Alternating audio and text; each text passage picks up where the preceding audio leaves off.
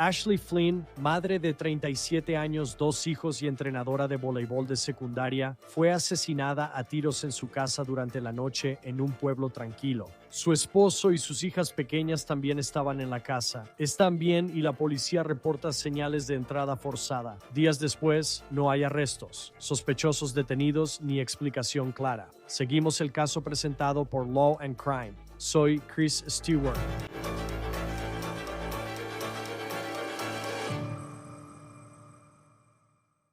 Madre de 2, esposa, entrenadora de voleibol en secundaria y una mujer descrita por muchos como amable, graciosa y con una sonrisa inolvidable. Vamos a entrar en este caso.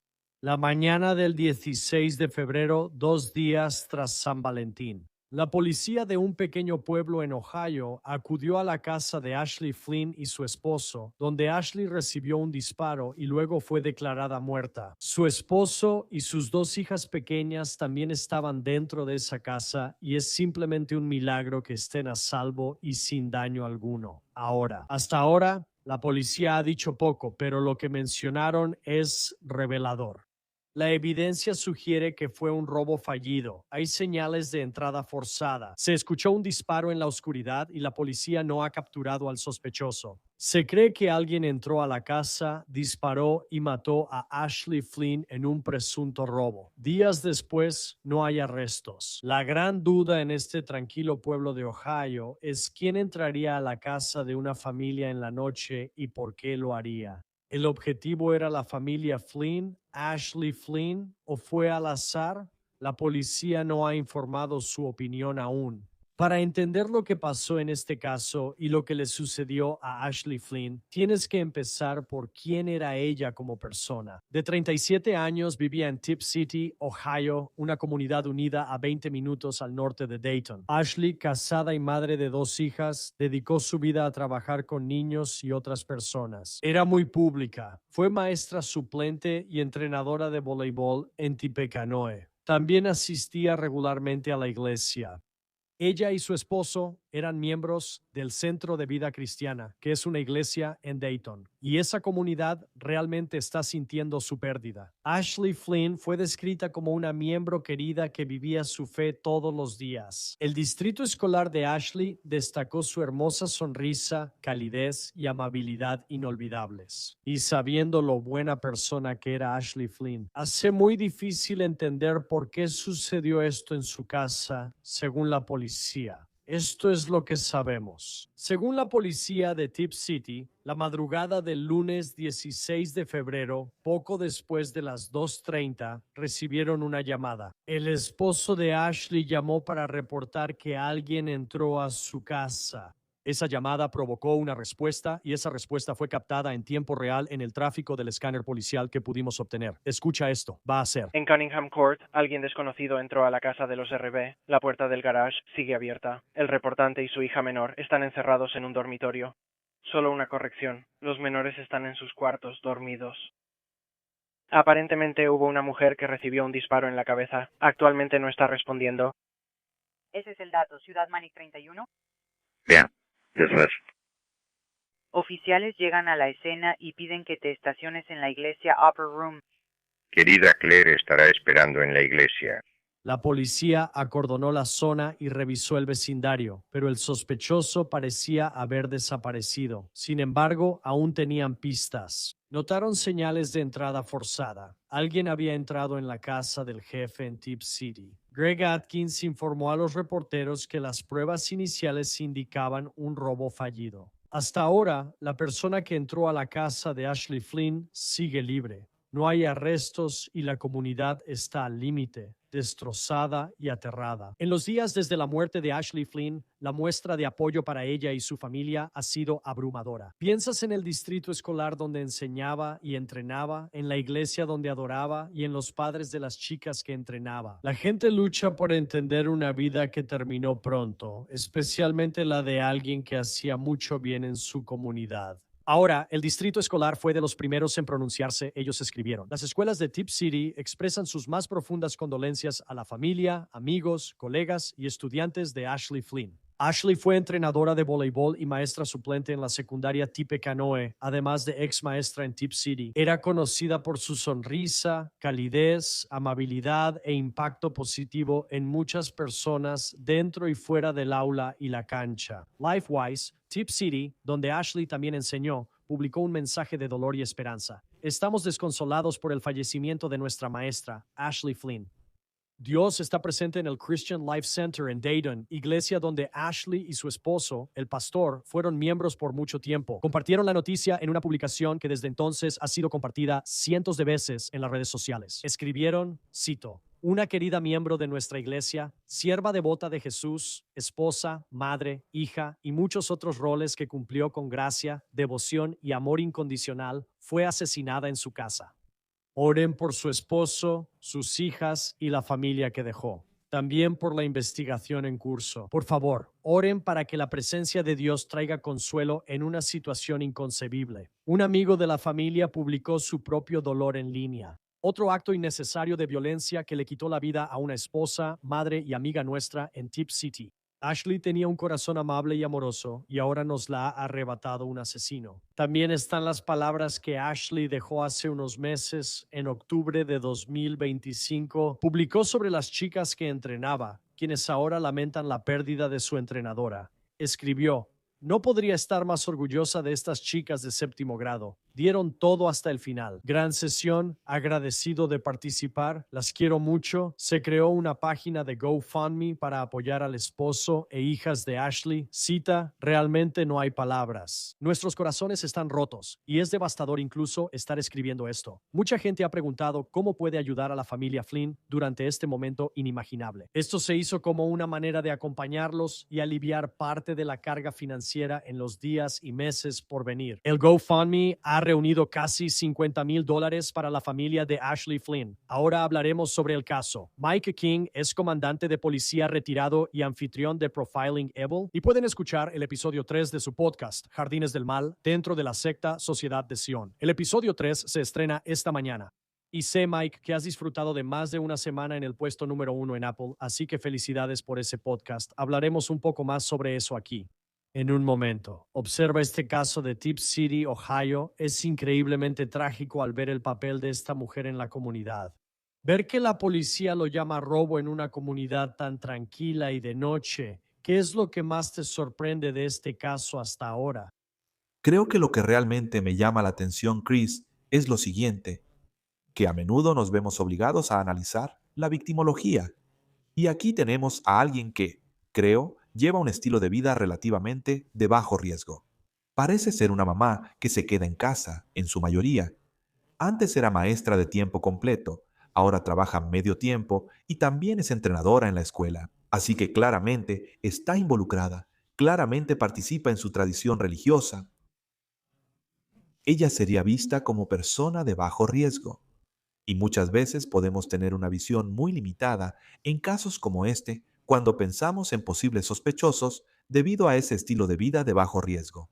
Pero también tenemos que tomar en cuenta otros tipos de factores que podrían estar fuera del control de Ashley y su esposo. Cosas como la situación en el vecindario o algo que pudo haber pasado mientras conducían a casa, o tal vez algo que se mencionó en una reunión de la iglesia diciendo, de repente recibí mucho dinero, o ese tipo de cosas son precisamente las que pueden aumentar nuestro riesgo sin que siquiera lo sepamos. Podríamos vivir un estilo de vida sin riesgos, pero las circunstancias o el entorno, que creo que incluso podríamos mencionar, u otras cosas, realmente pueden empezar a cambiar nuestro nivel de riesgo. Y cuando ese nivel de riesgo cambia, el posible grupo de sospechosos también empieza a ampliarse. Porque yo sé, y cualquiera que haya estado siguiendo el caso de Nancy Guthrie, ya sabes, todos tienen el caso de Nancy Guthrie. Y existe este debate sobre si eso fue, ya sabes, un intento de robo a medianoche que terminó convirtiéndose en un secuestro. Ves una casa a las 2:30 am en una calle sin salida. ¿Qué tan común es ver algo así? Alguien seguramente se volvería violento, pero también sé por otras conversaciones que es raro, quizá no en películas, pero en la vida real, pocas veces alguien entra a una casa cuando probablemente hay gente adentro durmiendo. Creo que en realidad es bastante común que veamos robos cuando la gente está en casa. Por lo general, el depredador que está entrando va a permanecer lo más silencioso y sigiloso que pueda. Ahora, he hablado con depredadores a lo largo de los años, especialmente depredadores sexuales, que en realidad obtienen una increíble cantidad de poder y control en su mente, mientras se asoman por la ventana o entran al dormitorio incluso y observan a las personas en ese dormitorio durmiendo. He hablado con violadores seriales y depredadores sexuales seriales que me han contado sobre entrar a la cocina, preparar un sándwich y comer en la cocina, porque les daba esta increíble sensación de poder tener ese dominio sobre la casa. Así que alguien que entra, de nuevo es raro, pero creo que sucede más de lo que nos gustaría pensar, que lo hacen cuando la gente está en casa. Entonces, lo que se vuelve interesante es, ¿fue Ashley Flynn un objetivo de algún tipo de violencia que ocurrió ahí que sabemos que fue homicidio? No sé si nos han dicho cuál fue la causa de ese homicidio, o simplemente estaba despierta en ese preciso momento y se topó cara a cara.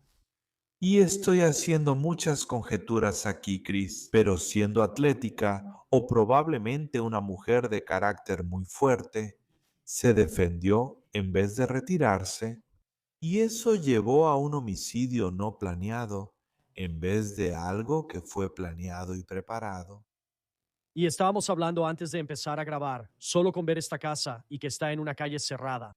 Pero también cuando haces un paneo y la ves desde arriba, puedes notar que hay algunos campos en la zona. Por ejemplo, cómo los investigadores analizan la distribución de la casa desde arriba y cómo eso influye para determinar dónde podría estar la evidencia. Bueno, y cuando vemos ese lugar, empezamos a pensar en un par de cosas bastante interesantes, creo yo. Primero debemos considerar cómo luce la casa en las imágenes aéreas más recientes, aunque a veces es complicado al ver esa casa al final de una calle sin salida. Pero realmente solo hay una manera de entrar a esa comunidad. Esa es una forma natural. Hay una ruta secundaria hacia esa calle sin salida que serpentea por un par de caminos diferentes para llegar ahí. Así que podemos empezar a analizar las salidas y los puntos de acceso y empezar a teorizar sobre si una persona pudo haber llegado en un vehículo o estacionado en la carretera y entrado caminando para cometer un robo u otros delitos. Va a ser interesante descubrir si ocurrieron otros delitos en la misma zona de este robo y homicidio. Y si hubo cosas como robos a autos o cámara ring que captaron personas merodeando por el patio. Esto nos dará pistas reales sobre el comportamiento de este depredador, lo que pensaba, hacía y su posible motivación. Porque si él va directamente a su casa, ese es un tipo de comportamiento completamente diferente a si va deambulando y encuentra algo que parece un golpe oportunista. Creo. Lo otro, solo si alguien observa cualquiera de las imágenes aéreas, es el hecho de que hay espacios abiertos donde alguien podría disfrutar de la comodidad de ocultarse. Por la noche, tal vez no haya mucha cobertura aparte de la cerca, donde parece que hay árboles justo al norte de su casa y un gran campo. Pero de nuevo, lugares como este pueden ofrecer excelentes puntos de acceso y salida. Debemos considerar eso al analizar el comportamiento del delincuente. En resumen, Chris, creo que realmente se va a reducir a eso si la policía demuestra que hubo algunos robos de autos, que hubo otros robos en la zona, entonces esto se vuelve más oportunista que dirigido. Sé que usaron perros y drones cuando llegó la policía. Y estoy seguro de que hay ese momento, como detective o como oficial, en el que solo intentas averiguar qué pasó dentro de la casa y luego hablas de buscar en el área. El hecho de que un perro no pudo detectar nada. Hasta donde sabemos, no han dado esa información, pero no conocemos a ningún sospechoso en este momento. ¿Qué te dice eso sobre cómo esta persona posiblemente pudo escapar? Que un perro, un dron, que ni siquiera, ya sabes, hasta donde entendemos, tal vez no encontraron mucho en esa búsqueda inicial. Bueno, supongo. Antes que nada, si el punto de salida fueron las carreteras, podría ser más difícil para un perro rastreador seguir y rastrear si fue por encima de una cerca y a través del bosque. El perro podría ser capaz de atraer. Incluso si regresaran durante el día, podrían ver, basándose en el hecho de que este es un periodo más frío, ni siquiera sé si hay nieve en el suelo porque no he visto un informe local. Podrían haber huellas u otras pistas que indiquen hacia dónde huyó el depredador. Debemos considerar que desconocemos la rapidez con que la policía llevó perros al lugar y cuánta actividad hubo cerca de la casa que pudiera generar ruido para un perro. Dijeron, veamos si podemos rastrear en algún lugar. La policía informó que había señales de entrada forzada en la casa, pero no sé si fue una ventana rota o una puerta pateada. Pero cuando tienes señales de entrada forzada, ¿qué tipo de evidencia se puede dejar atrás? Eso puede ayudarte a encontrar a la persona que lo hizo. Hombre, estas cosas se convierten en un tesoro para un investigador porque puedes hacer cosas como tratar de examinar. ¿Cuál fue el método para entrar a esa casa? ¿Fue por un descuido y la puerta quedó sin seguro, permitiendo abrirla fácilmente? ¿Fue que se quitó una malla y se forzó una ventana y si se quitó esa malla fue cortada? ¿O usaron un desarmador para sacarla del marco y retirarla? Esto nos indica las habilidades del depredador y sobre todo la premeditación para cometer estos crímenes. A menudo se escucha que depredadores sexuales llevan kits para atar personas u otras cosas. Los ladrones hacen lo mismo. Podrían estar llevando un desarmador o un cuchillo exacto o un cúter para cortar una malla y cortapernos para cortar una cadena o algo así. Todo eso puede encontrarse como piezas de evidencia que empiezan a señalar a este individuo que es responsable. Y no puedes entrar a una escena y luego salir de ella sin traer algo contigo y llevarte algo. También debemos buscar toda la evidencia forense que ellos seguro buscan. Y en casos donde hay robos y algunos se vuelven violentos incluso de esta manera, ¿con qué frecuencia has encontrado eso? Los responsables, esa es la primera vez que han estado en la casa, que han visto la casa. Simplemente eligieron una y decidieron que esa era la casa que iban a atacar esa noche a las 2:30 de la mañana. En contraste, mientras haces tu investigación, piensas hacia atrás, ya sabes, revisando tal vez cámaras tipo Ring, viendo cosas días o semanas antes, para ver si había alguien en la zona que pudiera parecer sospechoso, que tal vez estuviera vigilando el lugar. Sí, o sea, de nuevo, esto nos lleva a la idea de si fue algo dirigido o simplemente una oportunidad, ¿no es así? Y la idea de que un evento dirigido habría proporcionado alguna evidencia de preparación previa y planeación. Quiero mostrar que no traigo un desarmador en el bolsillo trasero solo porque soy ladrón. Pero, en realidad pensando, ¿cómo voy a entrar a este objetivo en particular? Eso es muy significativo comparado con solo andar y de repente ver, caray, hay una puerta abierta en la parte trasera de esta casa. Y sabes, hemos visto videos, por ejemplo, piensa en videos que se han publicado en YouTube u otros lugares donde solo muestran un estacionamiento y puedes ver a personas revisando y checando las puertas de los autos. Son criminales oportunistas y por eso se vuelve muy importante que no lo hagamos. Como fuerzas del orden, no saquemos conclusiones apresuradas y que permitamos que todos los hechos nos empiecen a decir qué pasó aquí, en vez de llegar y decir, hombre, la semana pasada atendí un robo que se parece a este, así que tiene que ser el mismo.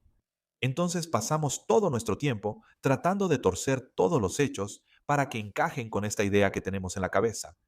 No, y me alegra que hayas mencionado eso porque siempre he escuchado que como si fuera, bueno, los robos nocturnos son increíblemente raros. Pero luego es como, y odio volver al caso de Guthrie. Ese caso ha sido muy comentado y hay muchos videos de personas actuando sospechosamente, jalando manijas de puertas por la noche en Tucson, Arizona. Así que parece que sí es posible que haya personas allá afuera que sean oportunistas de esa manera. Ella, entrenadora, maestra y asistente frecuente a la iglesia, cree. Ella era una especie de maestra de escuela dominical o enseñaba en un centro cristiano en el área de Dayton Tip City, así que era alguien conocida. Eso se nota por cuántas personas la recuerdan en redes sociales y mencionan lo gran persona que era. Al mismo tiempo, cuando tienes ese tipo de posición, ¿cómo impacta eso la investigación? Sabiendo que era conocida por tanta gente en esta comunidad. Al buscar sospechosos, quizá tuvo problemas con alguien desconocido. Bueno, por incómodo que sea, porque ella sería lo que yo considero una persona de bajo riesgo. Tienes que empezar desde el círculo más cercano e ir hacia afuera. Por ejemplo, no parece que el esposo esté haciendo nada sospechoso, como decir que quiere tener un abogado antes de hablar con la policía o algo así. Él ha sido, por lo que parece, con la limitada cantidad de información que hay. Y, sinceramente, Chris, me alegra que el departamento de policía de Tip City no actúe como lo que vemos en Tucson. A diario salen en los medios y dicen, hoy daremos 5 pasos a la izquierda, recogeremos algo y luego se los contaremos. Están llevando a cabo una investigación, intentarán informarnos sobre lo que está pasando en los asuntos que son pertinentes, pero ese círculo va a ir creciendo. Y como mencionaste cosas como la iglesia o sus actividades en la escuela, ese círculo de influencia, de nuevo porque en mi opinión ella es de bajo riesgo, va a seguir enfocándose en personas así. Podría implicar hablar con personas en la iglesia, no interrogarlas, solo preguntarles, ¿qué sabes? ¿En qué puedes ayudarme a entender? Incluso podría extenderse al equipo, a los padres de los equipos que entrena y a otros más. Porque si de hecho hay evidencia que respalde que esto fue un evento dirigido, entonces los eventos dirigidos hacia personas de bajo riesgo, estadísticamente, suelen ser cometidos por alguien que las conoce o al menos sabe quiénes son. Así que es un círculo realmente pequeño. Sí. ¿Y qué caso tan difícil en Ohio con alguien que parecía hacer tanto bien por la comunidad? La muerte así de una madre y esposa es terrible. Mike King, excomandante de policía, siempre es un gusto tenerte en Law and Crime. ¿Quieres hablar de tu podcast que está causando sensación en este momento? En Apple, tienes el puesto número 1 en Apple. Hoy se estrena el episodio 3 de Jardines del Mal sobre la secta Sociedad Sion. ¿Qué debe saber la gente? Esto se basa en mi libro Engañado, unas memorias sobre la secta Sociedad Sion, de la que ya hemos hablado mucho. Pero, ¿el podcast? Queríamos que el podcast contara la historia desde los ojos de los sobrevivientes y de quienes participaron en ella o en esta investigación. Este es un podcast genial. Son 7 partes, puede que sean 8 partes, ya que estamos decidiendo si hacer un 8º episodio. Pero aquí incluimos a las sobrevivientes de este caso, que cuando estaban siendo victimizadas, eran, ya sabes, niñas y jóvenes de entre 6 y 14 años. Esto incluye a algunos niños que fueron victimizados en la secta, y tenemos comentarios de ellos a lo largo del podcast. 70 oficiales de policía estuvieron presentes cuando ejecutamos la orden de cateo, Chris, para irrumpir en el complejo, tomar el control y cumplir las órdenes de cateo y arresto. Y también va a incluir a los fiscales, defensores de víctimas infantiles y otras cosas mientras seguimos hablando. La historia no trata sobre la fealdad del asalto. Lo reconocemos, pero la historia realmente trata sobre cómo las sectas reclutan y mantienen el control sobre personas aparentemente inteligentes y cómo esas personas de alguna manera pueden cambiar su moral y elegir cometer delitos, todo en nombre de ese Dios loco en el que creían. Sí, y bueno, es que es un tema fascinante, realmente fascinante. Sé que ya lo has tratado, quiero decir, lo viviste, pero ahora lo estás hablando en este podcast. Jardines del Mal, episodio 3 de la Sociedad de Sion, disponible hoy. Gracias, Mike King, por estar en Law and Crime. Gracias, Chris. Eso es todo en On the Case por Law and Crime. Suscríbanse en YouTube, Spotify y véanos en Peacock. Soy Chris Stewart. Hasta la próxima.